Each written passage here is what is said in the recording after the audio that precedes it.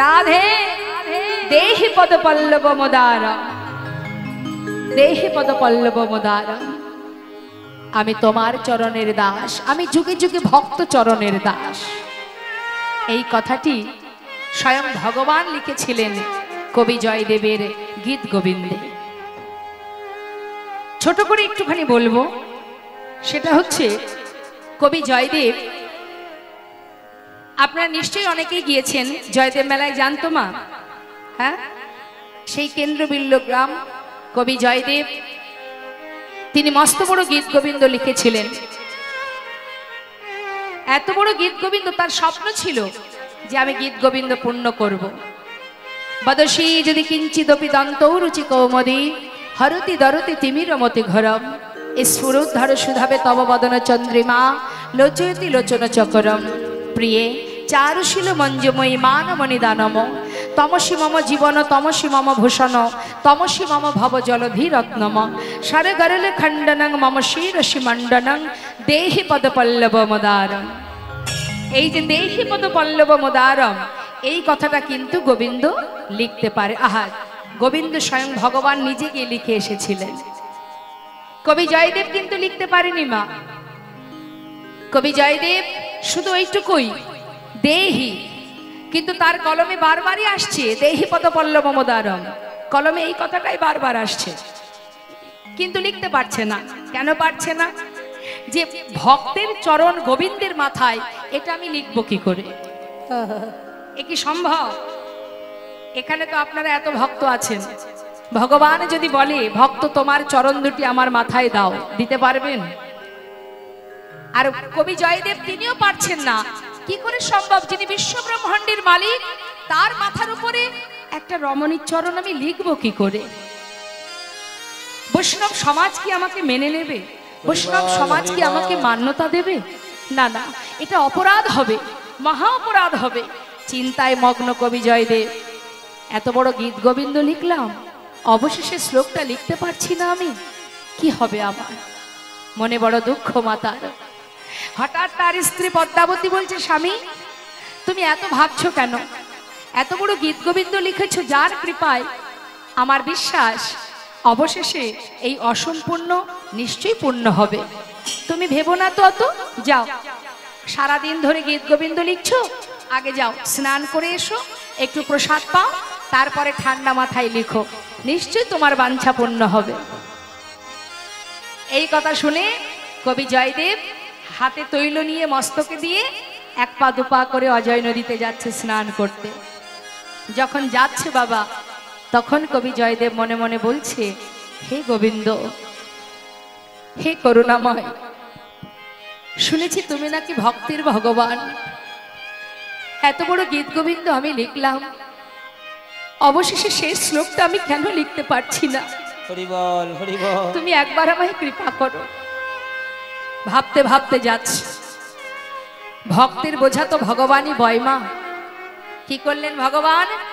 কবি জয়দেবের রূপ ধারণ করে এক পা দুপা করে জয়দেবের বেশে ভগবান পদ্মাবতীর ঘরের কাছে এসে ডাকছে, পদ্মা, পদ্মা। কে? আমি গো, তোমার স্বামী, দরজা খোলো। হে কি, তুমি স্নান করনি? না। কি করে স্নান করব? পথে যেতে যেতে বাকি শ্লোকটা মনে পড়ে গেল। ভাবলাম স্নান করে আসতে আসতে যদি ভুলে যায়, তাই আর যাওয়া হলো না। শোনো পদ্মা, ঘরে যদি জল থাকে আমাকে একটু স্নান করিয়ে দাও। তাই হবে স্বামী, তুমি ভিতরে এসো। ভিতরে গিয়ে যেই না পদ্মাবতী স্নান করালেন অজয় নদীর জল দিয়ে। কাকে স্নান করালেন মা? ভগবানকে। কিভাবে স্নান করালেন? স্বামী রূপে। স্নান করবার পর ভগবান বসে আছেন স্বামী রূপে, আর পদ্মাবতী পাত্রে করে ভোগ সাজিয়ে যাচ্ছে ভগবানকে নিবেদন করতে। এমন সময় কবি জয়দেব রূপে ভগবান ডাকছে, পদ্মা, কোথায় যাচ্ছ? কেন স্বামী? মন্দিরে? না না, আমার সময় নেই। তুমি এক কাজ করো, তুমি আগে আমাকে খেতে দাও, তারপরে তুমি ঠাকুর ঘরে যেও। আমার প্রচন্ড খিদে পেয়েছে, আর তুমি তো জানো আমার শ্লোকটা পূর্ণ করতে হবে, তুমি তাড়াতাড়ি আগে আমাকে খেতে দাও। স্বামী, ছি ছি, এমন অলক্ষণে কথা কেউ বলে? নিশ্চয়ই তোমাকে দেব, কিন্তু ভগবানের সেবা দিয়ে আসি, প্রসাদ পাবে না তুমি? পদ্মা, আমি বললাম না আমার ওই শ্লোকটা যদি ভুলে যায় এতদিনের সাধনা আমার সব ব্যর্থ হয়ে যাবে? কেন তুমি আমার কথা বুঝতে পারছো না? বললাম তো তুমি আগে আমাকে খেতে দাও। স্বামী, ছি ছি ছি, এখনো ভগবানের সেবা হলো না, এখনই তুমি কেন এমন করছো? কোনোদিন তো এমন কথা বলো না। একটু দাঁড়াও না, আমি এক্ষুনি এক্ষুনি নিবেদন করে চলে আসবো। পদ্মা, এত করে বলছি তুমি শুনতে পাচ্ছ না আমার কথা? আচ্ছা পদ্মা, একটা দিনের জন্য কি তুমি ভাবতে পারো না? একটা দিনের জন্য কি ভাবতে পারো না মন্দিরে ওই যে রাধা মাধব আমি স্বয়ং তোমার কাছে এসেছি? পদ্মাবতী ভাবছে স্বামীর কি হলো আজ, কেন এমন কথা বলছে? আমি তো কিছুই বুঝতে পারছি না, কি হলো এমন এমন অলক্ষণে কথা তিনি কেন বলছেন? এখনো ভগবানের সেবা হলো না, এখনই তিনি সেবা করতে চান। ছি ছি, কিন্তু কি করব আমি? স্বামীর বাক্য তো উপেক্ষা করতে পারবো না। তাই ভোগের থালায় তুলসী দিয়ে ছদ্মবেশী স্বামীর সম্মুখে দিয়েছে। ভগবান সেবা করলেন, সেবা করে যেই আসন থেকে উঠে যাচ্ছে পিছন দিকে তাকিয়ে দেখে পদ্মাবতী আসছে। পদ্মাবতীকে দেখে বলছে, পদ্মা তুমি কোথায় যাচ্ছ? কেন স্বামী? প্রতিদিন তোমার চরণ সেবা করি, আজও চরণ সেবা করব? না না না, আজ আর চরণ সেবা করতে হবে না। শোনো, ওই গীত গোবিন্দটি আমার হাতে দিয়ে তুমি যাও, নিজের সেবায় বসো। ঠিক আছে। গীত গোবিন্দটি ভগবানের হাতে তুলে দিয়ে পদ্মাবতী স্বামীর শয্যা স্বামীর আসন তুলে নিজের আসন পেতে বসেছে। আর ভগবান গীত গোবিন্দ খুলছেন,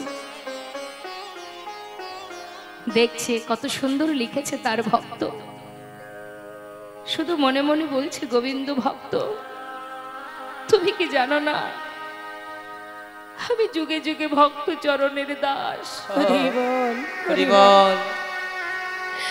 তুমি কি জানো না ভক্ত আমার মাতা, ভক্ত আমার পিতা? তুমি কি জানো না ভক্ত আমার গুরু? ভক্ত দিলে খায়, না দিলে উপবাসে যায়। ভক্তের হাতে প্রেমের ডুরি, ভক্ত যেদিকে ঘোরায় আমি সেই দিকে ঘুরি। এত বড় গীত গোবিন্দ লিখে অবশেষে এইটুকু তুমি লিখতে পারলে না পদ্মা। জয়দেব, জয়দেব, তোমার মনোবাঞ্ছা আমি পূর্ণ করে যাব। আজ আমি নিজে হাতেই লিখে যাব। ভগবান স্বর্ণাক্ষরে লিখে অন্তর্ধান হয়ে গেলেন। এদিকে প্রকৃত জয়দেব যিনি, তিনি ফিরে এসেছেন। পদ্মা, কে? আমি গো, তোমার হতভাগ্য স্বামী। দরজা খোলো, স্নান করে এলাম। কে?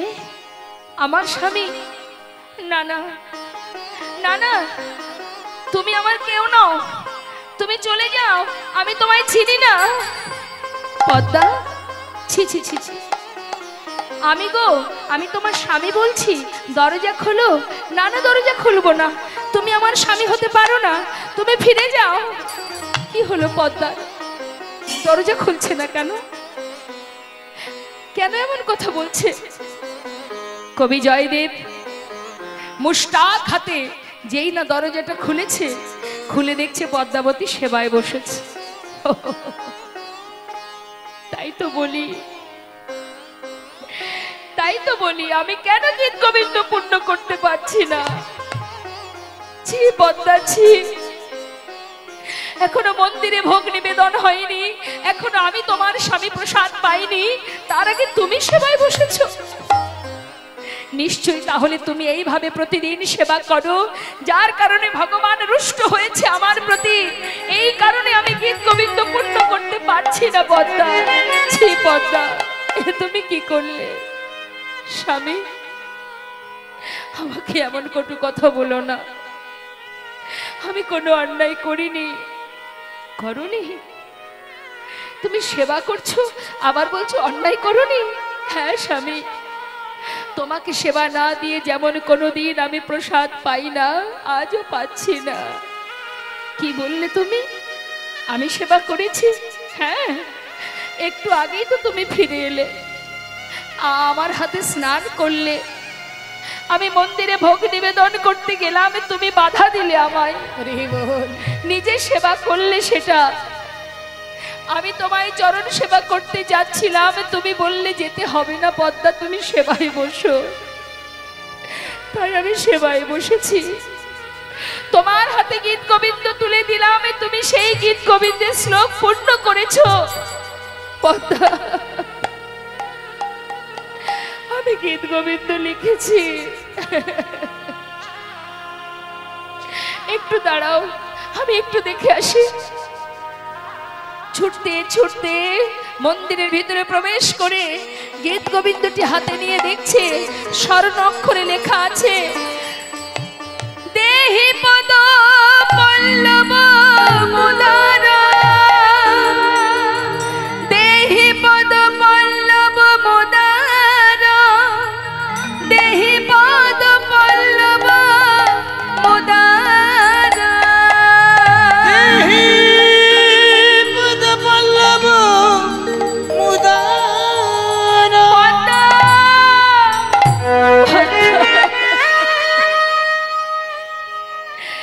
একটিবার এসো পদ্মা,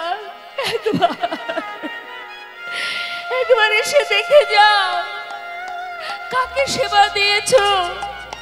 একবার এসে দেখে যাও তুমি নিজে হাতে কাকে স্নান করিয়েছো। দেখে যাও পদ্মা, দেখো বাঁকা করে, বাঁকা লেখা, দেখো বাঁকা করে,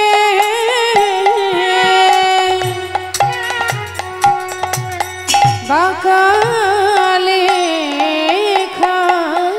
প্রাণী গোবিন্দ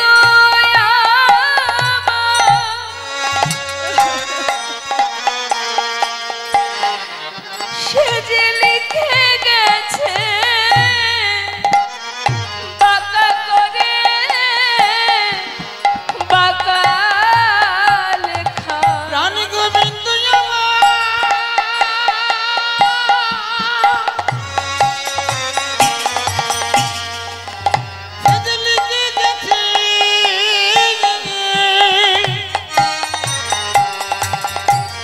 বাঁকা করে,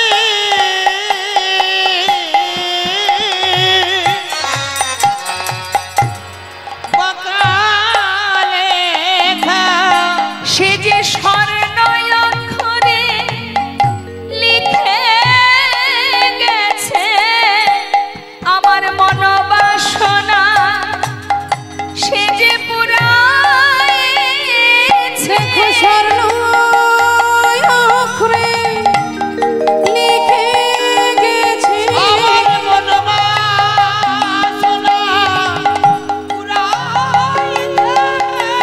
স্বর্ণ অক্ষরে লিখে গেছে আমার মনোবাসনা পুরাইছে। লিখে গেছে আমার মনোবাসনা অক্ষরে লিখে গেছে আমার মনোবাসনা অক্ষরে লিখে গেছে মনোবাসনা পুরাইছে। অক্ষরে লিখে গেছে আমার মনোবাসনা পুরাইছে। দেখো বাঁকা করে, বাঁকা লেখা। ডাকার মতো যদি ডাকা যায় মা, আপনার ডাকে ভগবান আপনার সম্মুখে এসে দাঁড়াবে। শুধুমাত্র বুঝবার অনুভূতি প্রয়োজন। আজ স্বর্ণাক্ষরে লিখে গেলেন আর জীবকে জানিয়ে গেলেন আমি এ যুগে নয় যুগে যুগে ভক্ত চরণের দাস। তাই রাধারানীর চরণ যুগল মাথায় দিলেন, তথাপিও রাধারানী বদন ফিরে বধূর পানে একবারও চাইল না। গোবিন্দ দেখলেন রাধার চরণে ঠাঁই হলো না, প্রাণ আমি আর রাখবো না। যেই না কুঞ্জ থেকে বেরিয়ে যাবে এমন সময় ধরে ফেললো কারা? সখীরা। সখীরা ধরে বলে উঠলেন, শ্যামনগর, যার চরণ ধরে কাঁদলে সাধলে সে তো তোমাকে ঠাঁই দেবেই না। আর আমরাও বলছি শোনো, আর তোমাকে আমরা কেউ চাই না। কেন? কেন মানে? বলি সারা রাত ছিলে কোথায়? হ্যাঁ, আর এমন অবস্থা তোমার করেছে যাকে? আমার কি হয়েছে? আমার কি হয়েছে বলো? সখীরা বলছে, তাহলে বলি তুমি শোনো। ও শ্যামনগর, একে একে বলবো, উত্তর দেবে, কেমন? বলো কি হয়েছে? শ্যামনগর, তোমার নীল উৎপল শ্রীমুখমণ্ডল, নীল উৎপল শ্রীমুখমণ্ডল, আমার কাহে ভেলা, তোমার নীল উৎপল শ্রীমুখমণ্ডল থামতে কাহে ভেলা। নীল উৎপল শ্রীমুখমণ্ডল, নীল উৎপল। উৎপল মানে কি? উৎপল মানে কি? উৎপল মানে জানেন মায়েরা? জানেন উৎপল মানে কি? পদ্ম ফুলের এক নাম হচ্ছে উৎপল। তা গোবিন্দের বদনটা নীল পদ্মের মতো। তাই সখীরা জিজ্ঞাসা করছে যে তোমার নীল পদ্মের মতো যে বদনটি, সেটা ঝামরের মতো হলো কি করে? গোবিন্দ তো কম চতুর নয়, বলছে আমার বদনটা ঝামরের মতো হয়েছে। ও দাঁড়াও দাঁড়াও দাঁড়াও, মনে পড়েছে কি জানো তো? মদনা জরে তনু তাহা তলা যা করে নিশি গেল, মদনা জরে তনু তাহা তলা যা করে নিশি গেল, জেগে জেগে নিশি গেল, জেগে জেগে নিশি গেল, জেগে জেগে নিশি গেল, জেগে জেগে নিশি গেল। এই যে দাঁড়াও দাঁড়াও দাঁড়াও, কি হয়েছিল জানো? আমার মদন জ্বর হয়েছিল। জ্বর জ্বর আমার জ্বর হলে কি হয়? সুন্দর মুখটা শুকিয়ে যায় না? তা আমার এই সুন্দর বদনটা ঝামরের মতো হয়েছে একটাই কারণ, আমার না গতকাল জ্বর হয়েছিল। এত জ্বর হয়েছিল, মদনা জ্বরের তনু তা তলো, তনু মানে দেহ, এত জ্বর হয়েছিল যার কারণে মুখটা শুকিয়ে গেছে। বা বাবা, তা হতেই পারে, এটা মেনে নেওয়াই যায়, তাই না? তাহলে মেনে নিলাম। শ্যামনগর, আর একটা কথা জিজ্ঞাসা করব। কি? ও গোবিন্দ, বলো দেখি, এই যে সিন্দুর কাহে লালাটা হপরি, সিন্দুর কাহে আলোকাপুরি, সিন্দুর কাহে লালাটা হপরি, সিন্দুর কাহে আলোকাপুরি, চন্দন কাহা গেল, ওই সিন্দুর কাহে আলোকাপুরি, চন্দন কাহে গেল। কি বলছে মা? যার কপালে চন্দন থাকে তার কপালে সিঁদুর এলো কোথা থেকে? হরে কৃষ্ণ, বলো সিঁদুর কোথা থেকে পেলে? সিঁদুর হাতে করে নিয়ে বলছে, তাই তো, এখন আমি বলবো কি? সিঁদুর কোথা থেকে এলো কি বলবে? চতুরতা। তিনি মানে চতুরতা করে বলে উঠলেন, শোনো, এই যে অসুন্দরীগণ, এই কপালে সিঁদুরটা কি করে এসেছে জানো? শোনো শোনো, গিরি গোবর্ধন গৌরী সেবিতে সিন্দুর ভালে নীল, গিরি গোবর্ধন গৌরী সেবিতে সিন্দুর ভালে নীল, ওই গিরি গোবর্ধন গৌরী সেবিতে সিন্দুর ভালে নীল। আচ্ছা আচ্ছা, মা বুঝতে পেরেছেন। গিরি গোবর্ধনে গৌরী মায়ের পূজা করতে গিয়েছিলাম আমি, আমার দাদা ওই গৌরী মায়ের পূজা করতে গিয়েছিলাম, মা বাবা সবাই গিয়েছিলাম। তা গৌরী মায়ের পূজা করতে গেলে কপালে সিঁদুর পরতে হয় না? এটা সেই সিঁদুর। আচ্ছা, তুমি বড় চতুর শ্যামনগর। এই যে আর একটা কথা বলবো, নীল বসন তুহু পহিরইলি, নীল বসন তুহু পহিরইলি, পীতাম্বর ছাড়ি, ওই না নীল বসন তু কহি দেয় পীতাম্বর ছাড়ি। এই যে পীতাম্বর বসন পরিত্যাগ করে নীল বসন পরেছো, কি ব্যাপার? নীল শাড়ি কোথা থেকে পেলে? আমার পরনে নীল শাড়ি এতক্ষণ দেখেনি মা। যেই না নীল শাড়ি দেখেছে চিন্তা করছে কোনো না কথা তো একটা বলতেই হবে। এখন ঘুরিয়ে পেঁচিয়ে বলছে, শোনো, আমার এই নীল শাড়িটা কি করে এলো জানো? শোনো শোনো, ওই অগ্রজ সহে পরিবর্তিত নন্দালয়ে ভেরি, অগ্রসয়ে পরিবর্তিত নন্দালয়ে ভেরি, অগ্রসয়ে পরিবর্তিত নন্দালয়ে ভেরি। দাদা আর আমি দুইজনে এক ঘরে ঘুমিয়েছিলাম। এই রাধার কুঞ্জে আসতে হবে বলে তাড়াতাড়ি করে কাপড় পরতে গিয়ে এই দাদার শাড়িটা ভুল করে পরে বসেছি। আচ্ছা, বুঝেছি বুঝেছি। তা তুমি যখন শাড়িটা পরেছিলে তুমি কি দেখে পড়তে পারোনি? ঘরে কি আলো ছিল না? বলছে আলো ছিল, জ্ঞান ছিল না। জ্ঞান ছিল না, জ্ঞান ছিল না, জ্ঞান ছিল না। আলো ছিল বটে, জ্ঞান ছিল না। আলো ছিল বটে, জ্ঞান ছিল না। কেন কেন তুমি কি অজ্ঞান হয়ে গিয়েছিলে?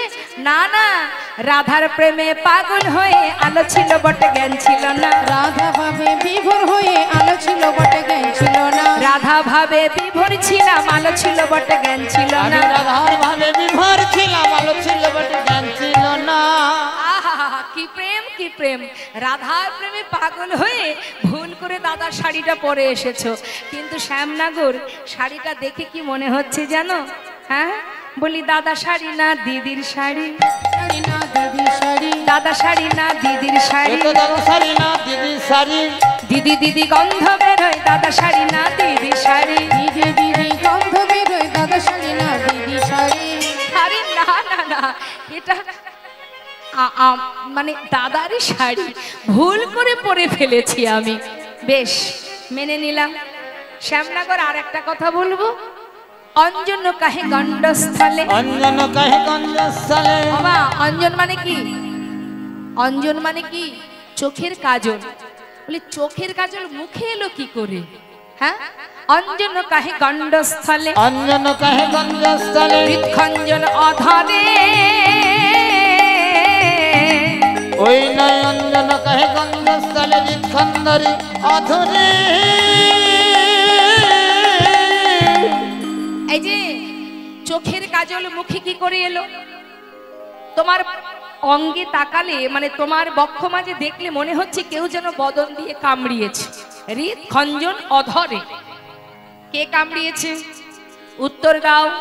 উত্তরের প্রতি উত্তর দিতে পরাজয় শশী শেখরে।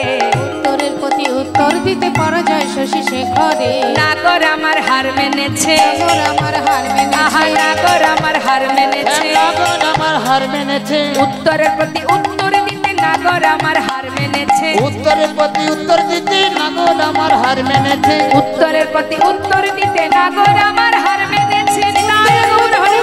ওই নাগর আমার হার মেনেছে। উত্তরের প্রতি উত্তর ওই দিতে নয় নাগর আমার হার মেনেছে। নাগর আমার হার ওই নয় মেনেছে। উত্তর প্রতি উত্তর দিতে পরাজয় শশী শিখরে। উত্তরের প্রতি উত্তর দিতে পরাজয় শশী শেখরে। চলে যাও, রাধার চরণেও ঠাঁই হবে না, আমরাও তোমাকে আর জায়গা দেব না। গোবিন্দ দেখছেন সখীদের কাছেও স্থান পেলাম না, আবার রাধার কাছেও ঠাঁই পেলাম না, তাহলে এ প্রাণ আর রাখবো কি করতে? তাই গোবিন্দ এবার কুঞ্জ ছেড়ে চলে যাচ্ছে রাধা কুণ্ডে, প্রাণ ত্যাগ করবে। কিন্তু রাধা কুণ্ডে জলও ভয় পেয়ে শুকিয়ে গেল মা। যখনই গোবিন্দকে আসতে দেখেছে মনে মনে ভাবছে যে এখন যদি আমি এখান থেকে শুকিয়ে না যাই তাহলে গোবিন্দ জলে ঝাঁপ দেবে, প্রাণ ত্যাগ করবে। আর যেই প্রাণ ত্যাগ করবে, রাধারানীর যদি কখনো কোনো সময় চৈতন্য চেতনা জাগে, এসে যদি বলে রাধাকুণ্ড তুই আমার বধূর প্রাণটা কেন হরণ করে নিলি, ভয় পেয়ে রাধাকুণ্ডের জল শুকিয়ে গেল। গোবিন্দ দেখলেন রাধাকুণ্ডেও আমার ঠাঁই হলো না। এবার রাধারানীর শোকে গোবিন্দ আমার যমুনা পুলিনে নিপহিমূলে লুটাওত বনয়ারি চন্দ্রশেখর ধুলি ধূসর কহত প্যারি কহত প্যারি প্যারি। রাধারানীর নাম স্মরণ করছে আর যমুনা পুলিনে ধুলার উপরে বালির উপরে রাধা নাম গেথে মানে অঙ্কন করে সে রাধা রাধা বলে কাঁদছে। আর এদিকে রাধারানী সেই যে মাথাটা নিচু করে আছে, আর একদিকে গোবিন্দ রাধা রাধা বলে কাঁদছে। গাছের ডালে দুই পাখি ঝগড়া বাঁধিয়ে দিয়েছে। সুখ সারি দুই পাখি গন্ডগোল করছে। কেন? দুজনের মধ্যে ঝগড়া হচ্ছে। সারি হলো রাধার আর সুখ হলো গোবিন্দের, দুজনেরই পোষা পাখি। এখন দুই পাখি ঝগড়া করছে। সুখ বলছে এই সারি তুই তো রাধার পোষা পাখি, কিন্তু তোদের রাধা মানে তোরাই নারী জাতি, এত নিষ্ঠুর তোদের মন, এত কঠিন যে জগতেরও নাথ প্রাণবল্লভ যে চরণ ধরে কাঁদলো সাধলো, আরে বাবা তাকে একটু চরণে ঠাঁই দিল না। যখনই দুজনের মধ্যে দ্বন্দ্ব চলছে মা, এমন সময় সেই দ্বন্দ্ব শুনতে পেল কে? রাধারানী। তাই গৌর হরিবল হরিবল। সুখ মুখে শুনি ধ্বনি ওইছে নবচন। সুখ মুখে শুনি ধ্বনি ওইছে নবচন। ওই না সুখ মুখে, ওই সুখ মুখে শুনি ধ্বনি ওইছে নবচন। আপনার চরণ পদে করে নিরীক্ষণ। আপনার চরণ পদে করে নিরীক্ষণ। আপনার চরণ পদে করে নিরীক্ষণ। মানে পাখির কলহ শুনে রাধারানী বুঝতে পেরেছেন যে গোবিন্দ আর চরণ পাশে নেই। আর যেই না এই কলহ শুনেছে, রাধারানী দেখছে নিজের চরণের পানে তাকিয়ে যে আমার বধূ কোথায়। চরণেতে কৃষ্ণ কর পদ্ম না দেখিয়া। চরণেতে কৃষ্ণ কর পদ্ম না দেখিয়া। চরণেতে কৃষ্ণ কর পদ্ম না ওই দেখিয়া। চরণেতে কৃষ্ণ কর যতনে দেখিয়া। হানাথ হানাথ বলে উঠিল কাঁদিয়া। হানাথ হৃদয় গৌর হরি বল। উঠিল কাঁদিয়া। হানাত বলে উঠিল কাঁদিয়া। কই রে আমার বধূ কই রে। কই রে আমার বধূ কই বলে রে। কই রে আমার বধূ কই রে। ওই আমার বধূ কই রে। এই তো ছিল কোথায় গেল কই রে আমার বধূ কই রে। এই তো ছিল কোথায় গেল কই রে আমার বধূ কই রে। হানাত বলে উঠিল কাঁদিয়া। হানাথ হানাথ বলে উঠিল কাঁদিয়া। ললিতা, এই বিশাখা, আমার বধূ কোথায়? আমার চরণের পাশেই তো বসেছিল। বল আমার বধূ কোথায়? আমি না হয় মুখটা নিচু করে, আমি না হয় বদন ঢেকে বসেছিলাম, তোরা তো ছিলি। বল বল, তোরা এমন করে আমার দিকে তাকিয়ে আছিস কেন? আমার বধূ কোথায়? বেশ তো চরণ ধরে বসেছিল, কোথায় গেল বধূ? ললিতা বিশাখা বলছে, আয় রাধে, সে তো আর নেই, চলে গেছে। চলে গেছে? তোরা তাকে আটকালি না কেন? বল, তোরা না আমার মরম সখী, তাকে তোরা আটকালি না কেন? কেন আটকাবো? এত করে যে তোর চরণ ধরে সাধলো কাঁদলো, তুই একটিবার তাকে ক্ষমা করলি না, আর এখন বলছিস আমরা আটকালাম না কেন? বলি, শোন রাধে, চিরতরে তোকে ছেড়ে তোর বধূ চলে গেছে, সে আর কখনো আসবে না রে। আর এটাও জেনে রাখ, তুই হচ্ছিস আলা ভোলা গোয়ালিনী। এই বৃন্দাবনে তোর মতো এমন করে ভালোবাসা আরো অনেকে আছে যে বধূকে দিতে জানে। অনেক শত্রু আছে রে তোর, তাই যে তার প্রাণবল্লভকে নিজের কাছে রাখতে পারে না, আমরা তার কাছে থাকবো না। রাধে, যেখানে গোবিন্দ নেই সেখানে আমরা থেকে কি করব? শোন শোন, তোকে বলি, এখানে ছোট করে একটু তাল করব, একটু মন দেবেন। কি বলছে? রাধে সোহে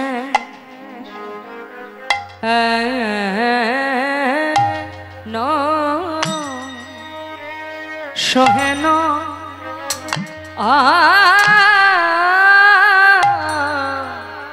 রসিক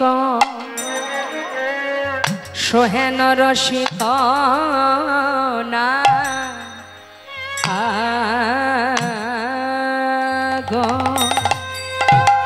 নাগরে শনে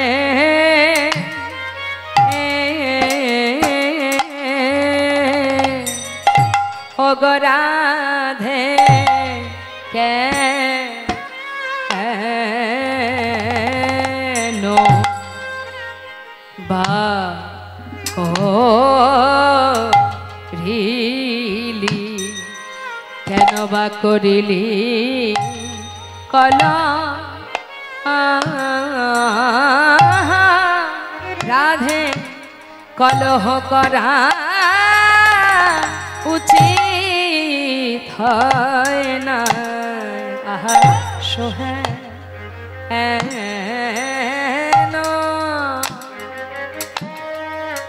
সোহেন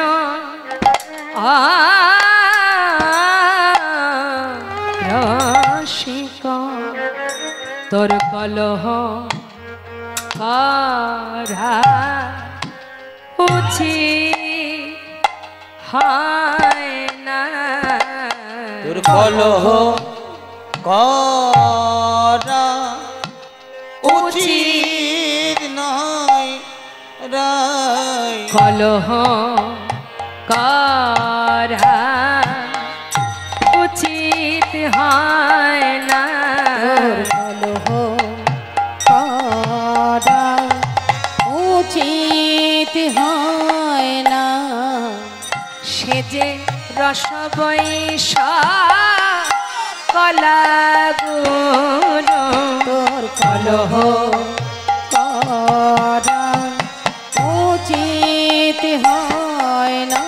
সে যে রস বৈষ কলা গুরু, তোর কলহ করা উচিত নয় রায় সে যে রসিকেন্দ্র চূড়ামণি, তোর কলহ করা উচিত নয় রায় সে যে রসিকেন্দ্র চূড়ামণি, তোর কলহ করা চিত হয় না। সে যে আহা রসিকেন্দ্র চূড়ামণি, তোর কলহ করা উচিত হয় রায় রসিকেন্দ্র চূড়ামণি, তোর কলহ করা উচিত হয় না। রসিকেন্দ্র চূড়ামণি, ও তোর কলহ করা উচিত হয় না। রস বৈষ কলা গুরু, আহা কলহ করা উচিত হয় না। রসিকেন্দ্র চূড়ামণি, কলহ করা উচিত নয় রায় কলহ করা উচিত হয় না। রসিকেন্দ্র চূড়ামণি, সে যে রস বৈষ কলা গুরু, কলহ করা উচিত হয় না। আহা রস বৈষ কলা গুরু, কলহ করা উচিত হয় না। কলহ করা উচিত নয় রায় বলে রাধে সোহেন রসিক নাগরের শনি কেন বা করিলি কলহ। মানের পদগুলো কিন্তু একটু খটখটে হয় মা, আমি একটু একটু করে ভেঙে ভেঙে বুঝিয়ে দেব। কি বলছে? ও রাধে, কি বলছে শোনো। ও রাধে সোহেন রসিক নাগরের শনি কেন বা করিলি কলহ।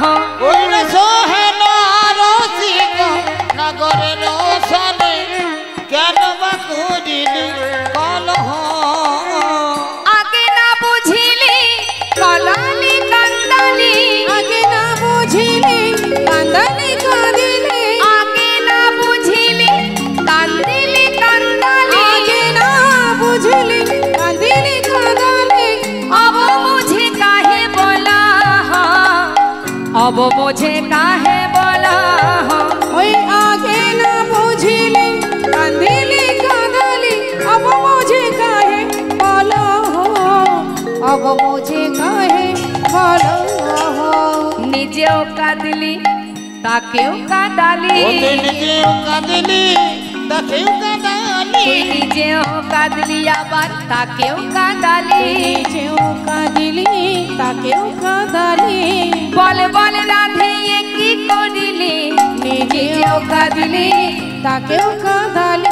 বলে বলে রাধে কি করিলি, নিজেও কাঁদিলি তাকেও কাঁদালি। ওই অব মুঝে কাহে কলহ অব মুঝে কাহে কলহ ও রাধে এখন নিজেও কাঁদছিস তাকেও কাঁদাচ্ছিস, কি করলি বল?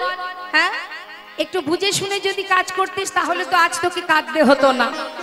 বল রাধে, এবার বলি শোন, তোর কাছে জানাই আমাদের মনের কথা। রাধে তুই হচ্ছিস একজনার ঘরের ঘরণী, তোর আবার অনেক শত্রু আছে, এইভাবে কি কখনো ভালোবাসা ধরে রাখা যায়? শোন, তুই কুলের ঝেওয়ারি তাহাতে বইয়ারি ইথে কি পিরিতিরা, ওই কুলে রোজিয়ারি তাহাতে বইয়ারি ইথে কি পিরিতি ওমা বইয়ারি মানে শত্রু, তা রাধারানীর শত্রু কে আছে বৃন্দাবনে? চন্দ্রাবলী। বলছে একে তুই কুলির ঝিয়ারি, তাতে আবার তোর বইয়ারি, মানে তোর শত্রু আছে। এইভাবে কি আর পীড়িত থাকে, ভালোবাসা থাকে? হ্যাঁ, ছি ছি রাধে। তাই বলি শোন, উঠে আয় বিশাখা রায় থাকুক বিশাখা রায় থাকুক, উঠে আয় বিশাখা রায় থাকুক, ওরে পাশে থাকাই উচিত নয়, পাশে থাকাই উচিত নয়। উঠে আয় বিশাখা রায় থাকুক, কাছে থাকা উচিত নয়, কাছে থাকা উচিত নয়। যেখানে গোবিন্দ নেই সেখানে আমরা কেউ থাকবো না। কানু হেন ধন যে করে হেলন, তার কি জীবনে রাস।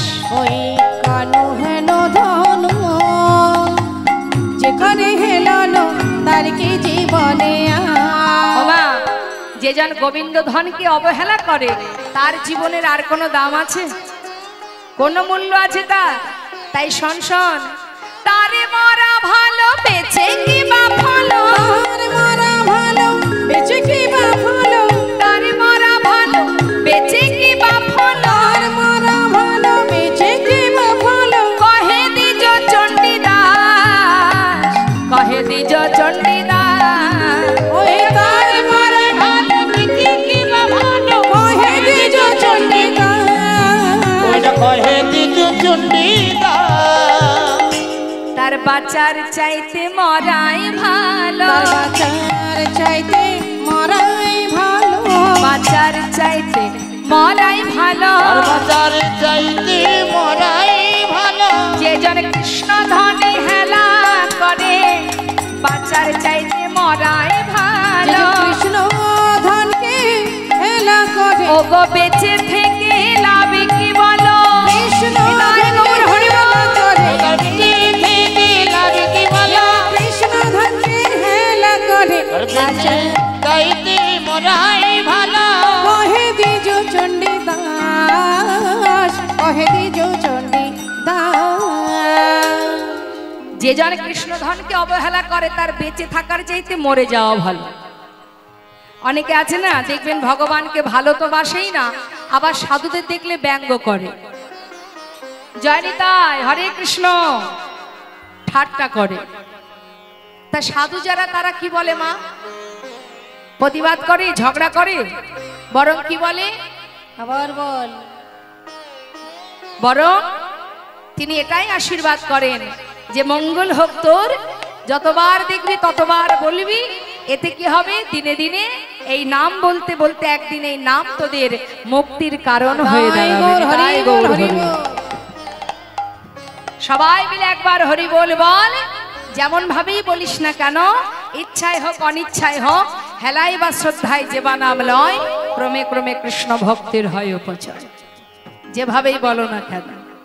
আজ আমার সখীরা বলছে, রাধে, যে জন কৃষ্ণধনকে এমন করে অবহেলা করে তাড়িয়ে দেয়, তার কাছে যে আর থাকা যায়? আমরা কেউ তোর কাছে থাকবো না। তোর মতো মানুষ মরে যাওয়াই ভালো। নেতাই গৌর হরি বল। এমন কথা যখনই বলছে, রাধারানী আর থাকতে পারছে না মা, ছুটে গিয়ে ললিতা বিশাখার হাতটা ধরে বলছে, সখীরে, তোরা এমন কথা বলিস না। দেখ, আমি বুঝতে পারিনি যে আমার বধূ আমার উপরে অভিমান করে চলে যাবে। তোরা তো আমার মরণ সখী, আমি না হয় ভুল করেইছি, তোরা তো একবার আমাকে বোঝ। হ্যাঁ রে সখী, কোথায় আছে আমার বধূ? একবার এনে দে। আমি কথা দিচ্ছি, আমি আর কখনো কোনো দিন এমন কাজ করব না যেটা করলে আমার বধূকে হারাতে হবে। যা সখী, আধ হলো প্রেম পহিলে নাহি হেরিনি সব বল্লভ কান। এতদিন ভেবেছিলাম বধূ শুধু আমার, এতদিন ভেবেছিলাম বধূ শুধু আমার, আজ মান করে বুঝলাম সে শুধু আমার নয়, সব বহু বল্লভ কান, সে সকলের। সখীরে, জানা একবার তাকে এনে দে।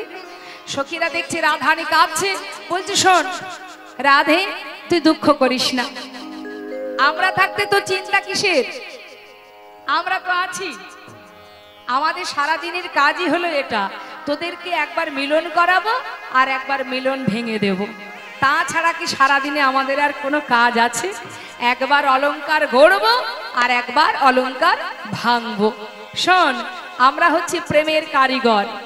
আমার স্বর্ণকারের দোকানে দেখেছেন তো, সোনার গহনা ভাঙে আবার সুন্দর করে একটা গহনা তৈরি করে। তা বলছে আমরা হলাম কারিগর, প্রেমের কারিগর। আমরা একবার গড়তে জানি, আবার ভাঙতেও জানি। প্রেমে কারিগর মোরা যত সখী গণ, প্রেম কারিগর মোরা যত সখী গণ, প্রেম কারিগর মোরা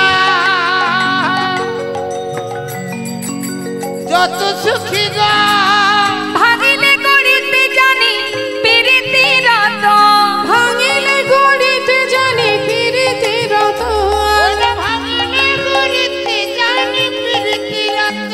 আমরা প্রেমের কারিগর, আমরা প্রেমের কারিগর, আমরা প্রেমের কারিগর, আমরা প্রেমের কারিগর, ভাঙা পিরিতি গড়তে জানি আমরা প্রেমের কারিগর, ভাঙা পিরিতি গড়তে জানি আমরা প্রেমের কারিগর, ভাঙিলে গড়িতে পারি পিরিতির রত, ভাঙিলে গড়িতে পারি পিরিতি রতন।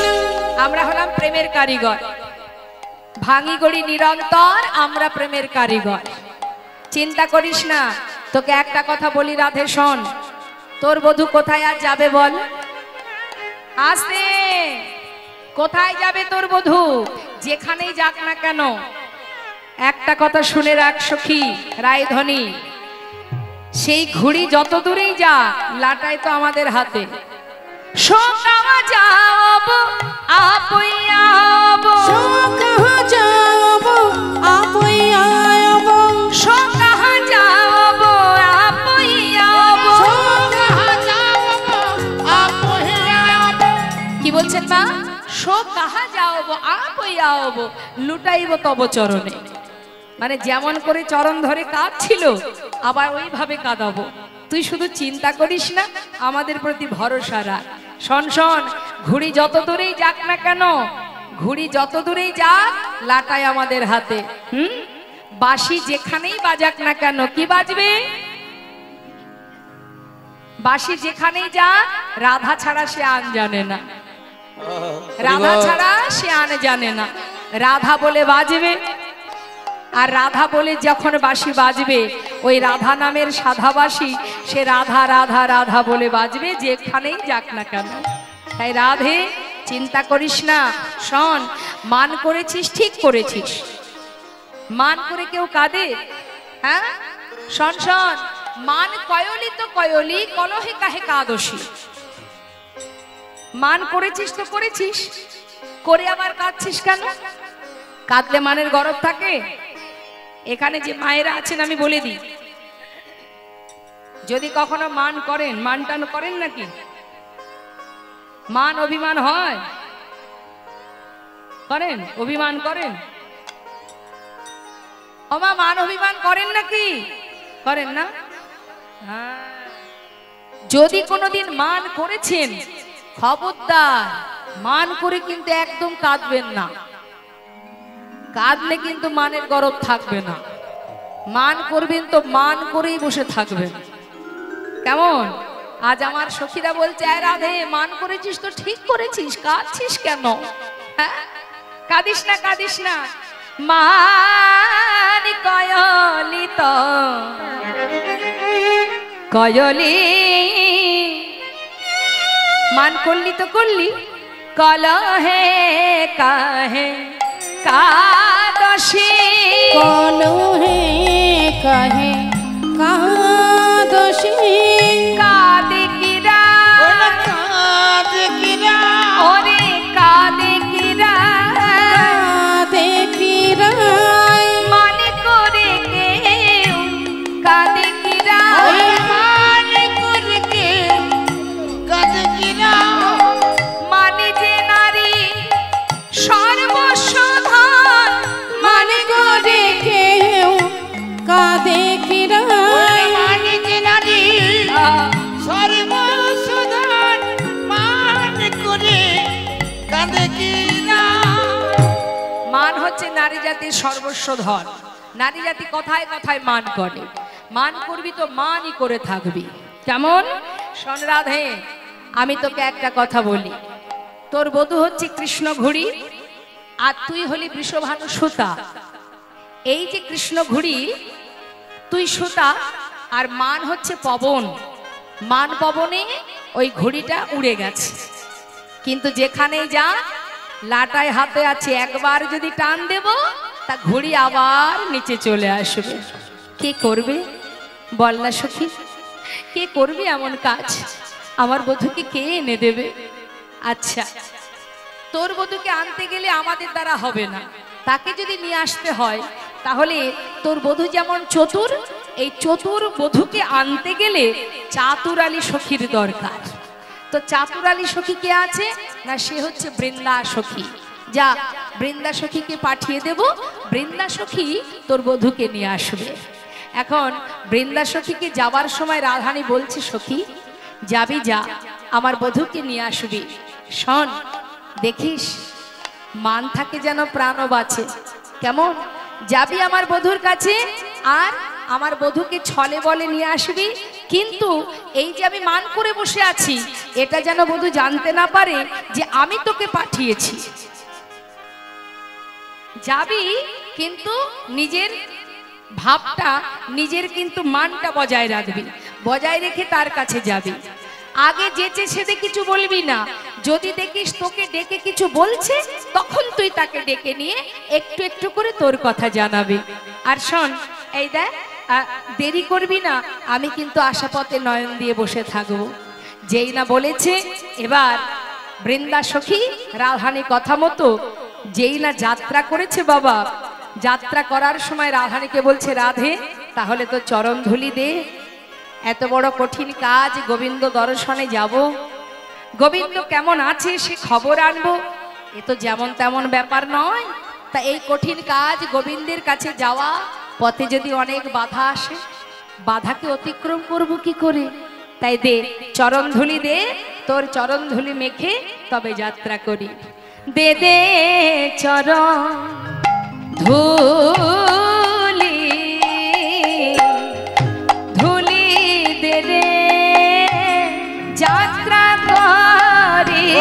দে দে চরণ ধুলি, ও ধুলি লই ও যাত্রা করি। দে দে চরণ ধুলি, ও ধুলি লই ও যাত্রা করি। দে দে চরণ ধুলি দে রে, ও ধুলি লই ও যাত্রা করি। দে দে চরণ ধুলি দে রে, ধুলি লই যাত্রা করি। দে দে চরণ ধুলি দে রে, ধুলি লই ও যাত্রা করি। দে দে চরণ ধুলি, দে চরণ ধুলি দে, ধুলি লয়ে যাত্রা করব, কিছু সঙ্গে নেব আর কিছু অঙ্গে মাখবো। এবার যাত্রা করলেন, রাধারানী কথা মতো যাচ্ছে বৃন্দা সখী। চারিদিকে খুঁজতে খুঁজতে যাচ্ছে, মা কোথায় আছে গোবিন্দ।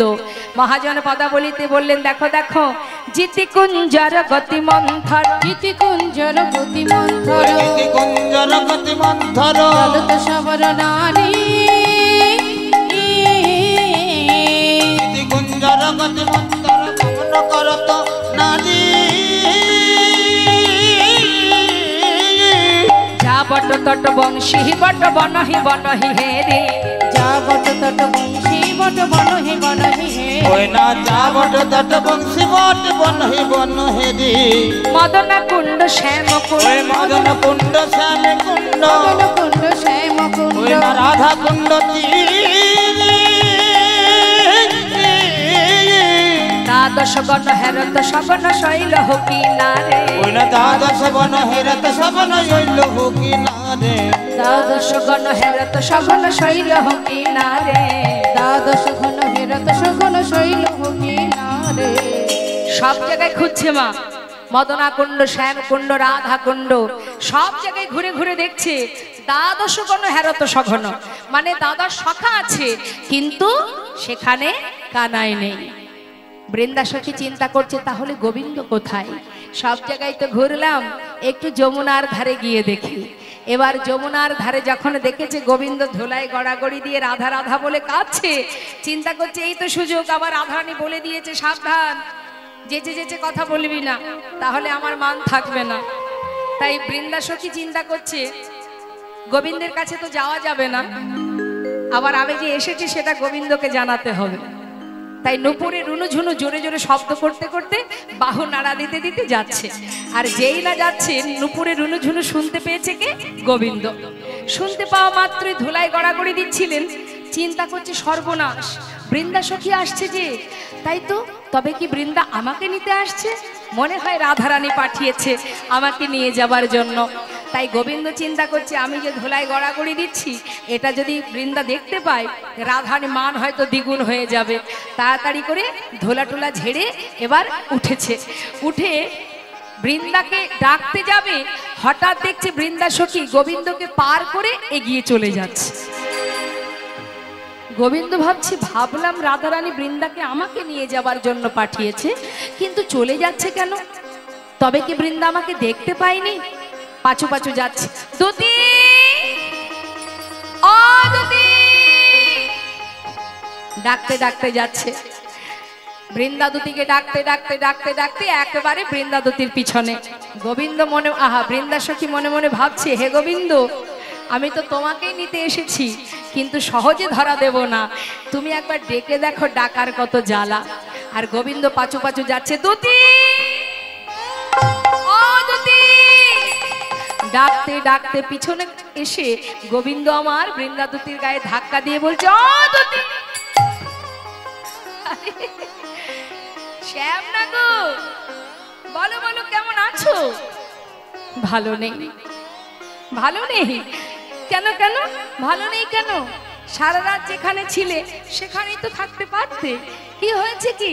হ্যাঁ, যাক, আমার আর দাঁড়াবার সময় নেই, আমাকে যেতে হবে। দুতি, আমি বুঝতে পারছি তুমি আমাকে নিতে এসেছো, তাই না? হাই দেখো কাণ্ড, আমি তোমাকে কেন নিতে আসবো? বলি বনে কি আমার আর কোনো কাজ নেই? ও, তুমি আমাকে নিতে আসোনি? না, তাহলে কি জন্য এসেছো? আমি ফুল তুলিতে এসেছি, ফুল তুলিতে এসেছি, ফুল তুলিতে এসেছি, আমি ফুল তুলিতে এসেছি। ফুল কি করবে? মানি রানীর পূজার লাগে ফুল তুলিতে এসেছি। ওই না মানি রানী পূজার লাগে ফুল তুলিতে এসেছি। সর্বনাশ, জগতে কত দেবদেবী আছে, মান রানী বলে কোনো দেবী আছে জানতাম না তো। জানবে আর কি করে, সবে তো মান রানীর সৃষ্টি হলো। শোনো শোনো, আমাদের রাধারানীর মানের পূজা হবে। বলো কি, রাধারানীর মান এখনো ভাঙেনি? আরে বাবা, ভাঙা তো পড়ে থাক, মান এখন দ্বিগুণ হয়ে গেছে। কি সর্বনাশ! ও দুতি, দুতি গো, তা তোমাদের ওই মানের পূজা করতে গেলে কি ফুল দরকার? শ্যামনগর শুনবে, কৃষ্ণকলির একটি ফুল, ফুল তুলিতে এসেছি। কৃষ্ণকলির একটি ফুল, ফুল তুলিতে এসেছি। কৃষ্ণকলি, সে তো আমার নামে মিলে যাচ্ছে, পেয়েছো? আর বলো না শ্যামনগর, সারা বন ঘুরে ঘুরে একটা ফুল পেয়েছিলাম, তার অবস্থা কি জানো? গত নিশীতে ঝরে পড়েছে, গত নিশীথে ঝরে পড়েছে। কাকে শোনাচ্ছে? গোবিন্দকে। গোটা বন ঘুরে একটা ফুল পেয়েছিলাম, সেটা গত নিশীতে ঝরে গেছে। বাসি ফুলে পূজা হবে না, গত নিশীতে ঝরে পড়েছে। ওই না বাসি ফুলে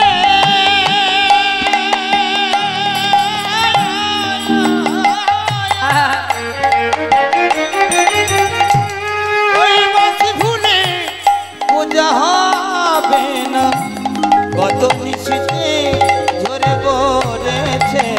আচ্ছা, খুঁজে খুঁজে একটা ফুল পেলে তাও সেটা বাসি ফুল। হায় হায় হায় হায়। বলি অদিতি, দেখেছো কপালখানি? হ্যাঁ, আচ্ছা শোনো, এক কাজ করো, যে ফুল তুলতে এসেছো তার নাম কৃষ্ণকলি, আমার নাম কৃষ্ণ। ফুল যখন পাওনি, আমাকে নিয়ে গিয়ে না হয় তোমাদের মান রানীর চরণে সঁপে দাও। শ্যামনগর, এ কথা তুমি বলবে আমি আগে থেকেই জানতাম, কিন্তু শ্যামনগর বলি শোনো, তোমায় নিতে আসি না, তোমায় নিতে আসি নাই, তোমায় নিতে আসি নাই। ওই ধুলা ঝেড়ে উঠলে কেন তোমায় নিতে আসি না। ধুলা ঝেড়ে উঠলে কেন তোমায় নিতে আসি না।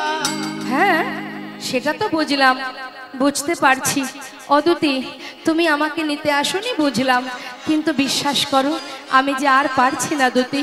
তুমি একটিবার পদ বলে দাও না, আমি কি করে রাধার চরণে পৌঁছাবো। বৃন্দাদতি চিন্তা করছে আর জারি জুরি করে লাভ নেই, যেতে হবে যখন নিয়েই যাই। শ্যামনগর তুমি যাবে? তা চলোই না, তোমাকে চন্দ্রার কুঞ্জে নিয়ে যায়। এমন করে বলো না দুতি, এমন করে বলো না। কারোর যদি পিপাসা পায়, জলের বদলে আগুন এনে দিলে তৃষ্ণা মিটবে। এমন করে বলো না, আমাকে তুমি উপায় বলে দাও কেমন করে রাধার কাছে যাব। শোনো শ্যামনগর, যে মানে দেখেছিলে দ্বিপত্র কালে, দ্বিপত্র কালে, এখন সেই মান বেড়ে গেছে আরো ফুলে ফলে, আরো ফুলে ফলে।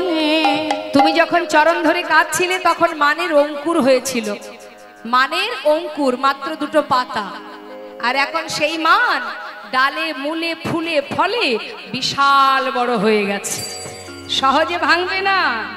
কি করি এখন দুতি, তুমি ছাড়া আমার আর কি গতি আছে বলো, কি করব আমি, আমাকে তুমি উপায় বলে দাও। বৃন্দাদতি বললেন, তাহলে আমি যদি কোনো পদ বলে দিই তুমি গ্রহণ করবে?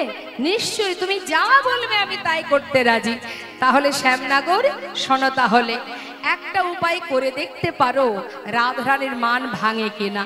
কি উপায়? এই যে শোনো শোনো, মালিনীর বেশে যদি যেতে পারো, সে মালিনীর বেশে যদি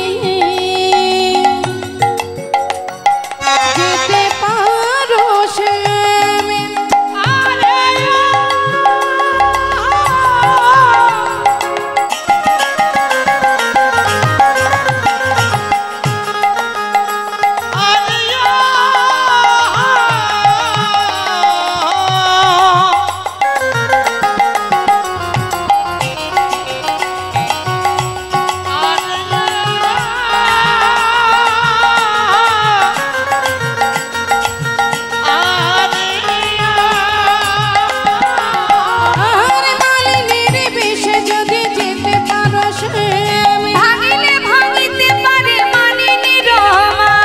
ভাঙিলে ভাঙিতে পারে মলিনীর মা।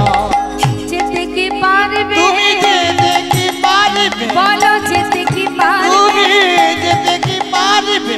মালিনীর বেশে তুমি যেতে কি পারবে?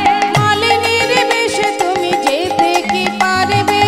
ভাঙিলে ভাঙিতে পারে মালিনীর মা। ভাঙিলে ভাঙিতে পারে মলিনীর মা। ভাঙিলে ভাঙিতে পারে মালিনীর মান। দুতি, এইটুকু? এটা কোনো ব্যাপার? আমি নিশ্চয়ই পারবো। বেশ, তাহলে আর দেরি কেন, মালিনীর বেশ পরিধান করো। নাও, আর দেরি করো না, তাড়াতাড়ি করে গোবিন্দ আমার লীলার সহায়কারিণী যিনি আছেন পূর্ণমাসী মা যোগমায়া, মাকে স্মরণ করলেন। যেই না মাকে স্মরণ করেছে মা যোগমায়া, গোবিন্দের মনের কথা জানতে পেরে এবার মালিনীর বেশভূষা সব নিয়ে এলেন, এসে গোবিন্দকে পরিধান করালেন। বললেন, হে প্রভু, আমি বুঝতে পেরেছি রাধা দর্শনে যাবে তুমি। তো বেশ, মালিনীর বেশভূষা পরিধান করলেন। পরিধান করে বলছে, অদিতি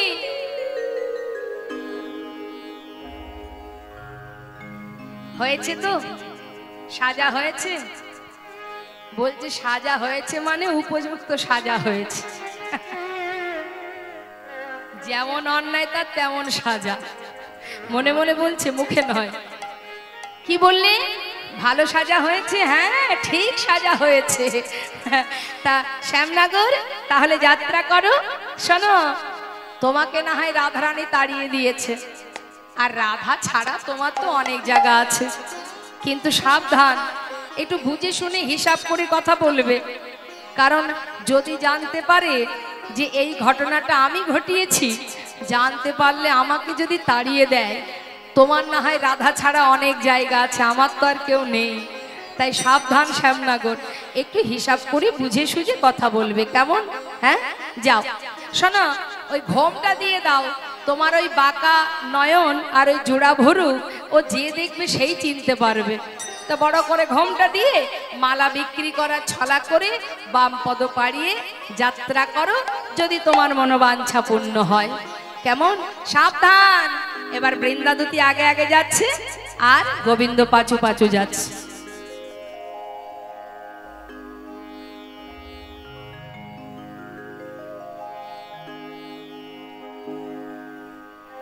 মালা হাতে করে নিয়ে ডাকতে ডাকতে যাচ্ছে সমস্ত ব্রজবাসীকে, বলতে বলতে যাচ্ছে, তোমরা কেউ মালা নেবে গো,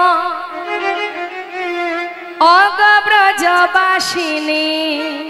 তোমরা কেউ মালা নেবে গো, ও গো ব্রজবাসিনী। তোমরা কেউ মালা নেবে গো, ও গো ব্রজবাসিনী।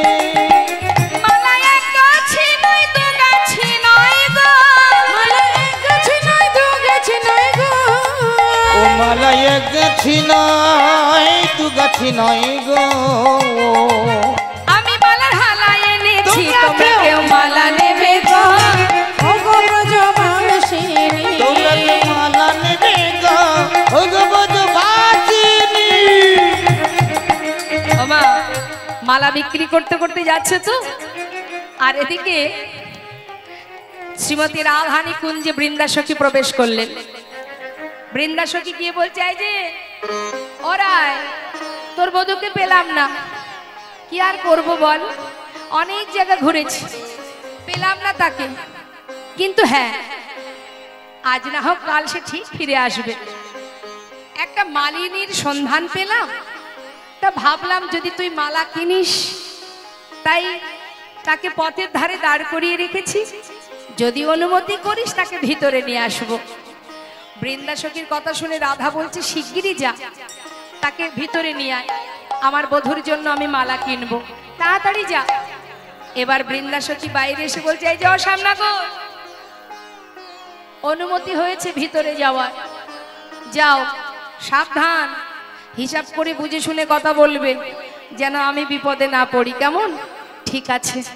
গোবিন্দ ঘোমটা টেনেছে, ঘোমটা দিয়ে ভিতরে ঢুকেছে, আর যেই না ঢুকেছে রাধারানী গোবিন্দকে দর্শন করে বলছে, এসো এসো এসো মালিনী গো, আমি তোমার মালা কিনিব।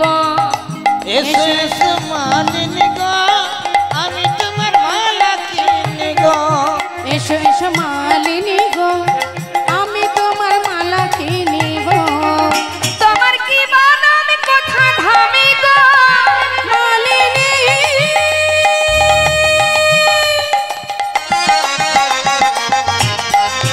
ও মালিনী, ও তোমার কি বানামে কোথায় ধামে গো। শুনে প্রাণ শীতল করি, তোমরা কেউ মালা নেবে গো, ও গো ব্রজবাসিনী। তোমরা কেউ মালা নেবে গো, ও গো ব্রজবাসিনী।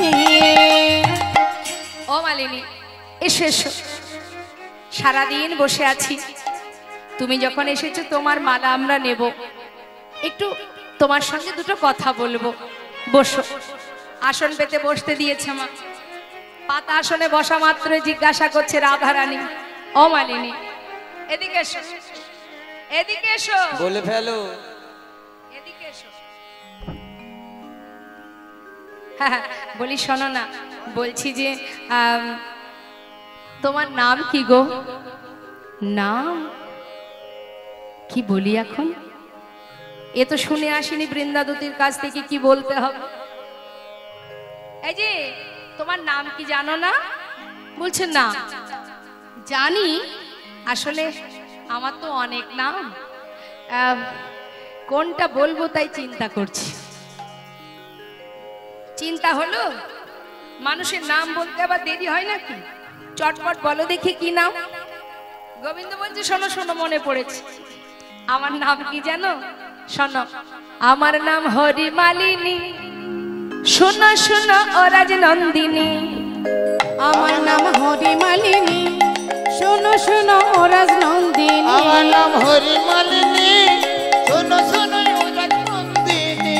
এই দেখো, আমার নাম হরিমালিনী, কিন্তু আমার গায়ের রং কালো বলে সবাই কি বলে জানো? আমি কালো বলে সবাই বলে গো, আমি কালো বলে সবাই বলে গো, ওই আমি কালো বলে সবাই বলে গো নন্দিনী।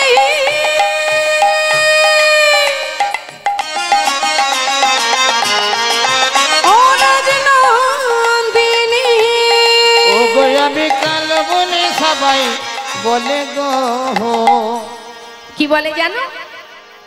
বলে কৃষ্ণ মালিনী, তোমরা কেউ